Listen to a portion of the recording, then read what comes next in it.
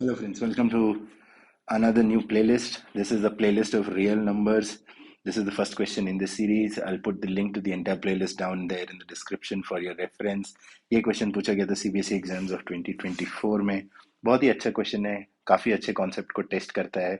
आपको prime factorization plus LCM plus HCF के concept पता होने चाहिए इस क्वेश्चन को सॉल्व करने के लिए. पर अगर पता है तो ये क्वेश्चन बहुत ही सिंपल है. क्वेश्चन बोल रहा है कि if two positive integers p and q can be expressed as p is equal to 18 a square b square. तो क्वेश्चन बोल रहा है कि p is equal to 18 a square b to the power of 4, and if the value of q is given as 20 a to the power 3 and b square, where a and b are prime numbers, then the LCM of pq is.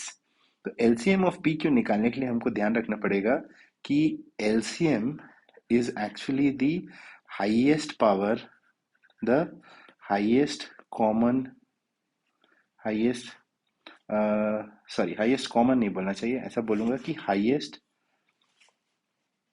power highest power of prime factors, highest power of prime factors across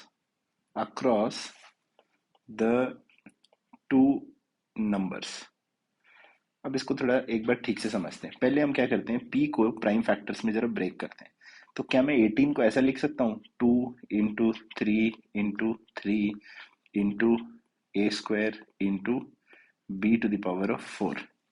यहां से p को मैं लिख सकता हूं 2 to the power of 1 into 3 to the power of 2 into a to the power of 2 into b to the power of 4.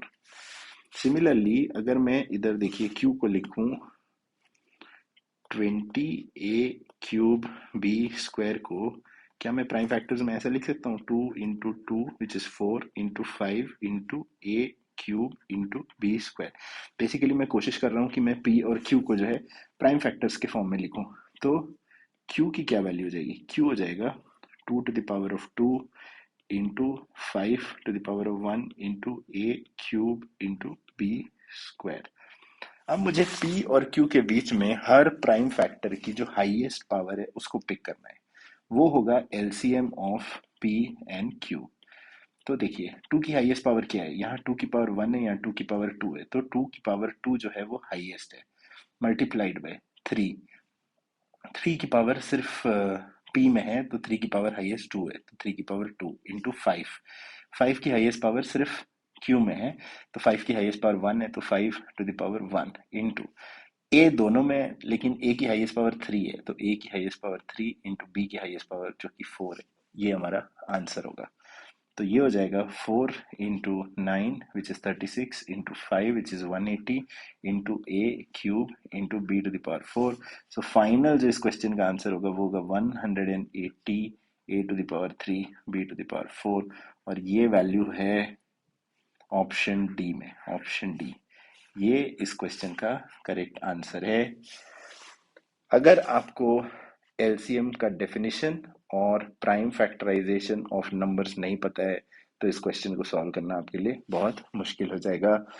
I hope you found the solution useful. Please do like, share, comment, and subscribe. In case you want me to solve any other questions for you, do put down your queries in the comments below. Till then, keep working hard, keep practicing hard. Cheers and God bless.